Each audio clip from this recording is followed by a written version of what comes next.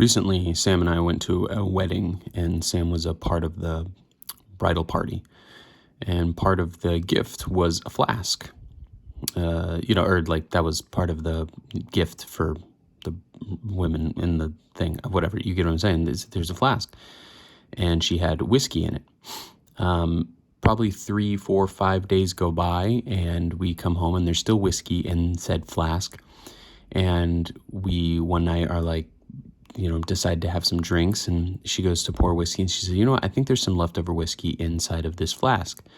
So she pours it out, and it's kind of dark in the room, and I'm thinking, that looks really dark, like the color of Coca-Cola. And this is a like relatively high-end whiskey, so the it should be clear, like a brown, like a light brown.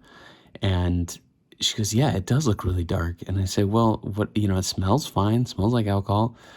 And so we pour it into a glass, and then I bring it into the light and look in it, and there's like it looks like there's maybe grass or something floating in. I said, well, it looks weird, and also it looks like it's got stuff floating in it, so just pour it out. She pours it down the drain. It's green. The whiskey is green, and it was like driving me insane. I'm thinking, what could have possibly happened? Like, obviously something happened in that flask to turn it green.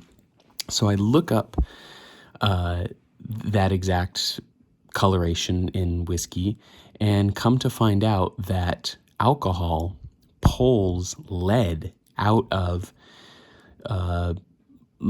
aluminum or just cheap metal alloys.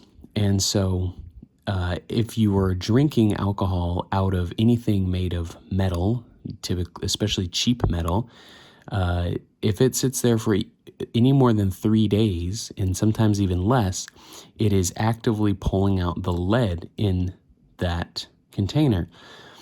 People on the thread that I was reading who know what they're talking about with this subject were explaining that if you really want to get into flasks, get a nice one, because a real flask is a glass bottle that is encased in aluminum or some steel or some kind of metal.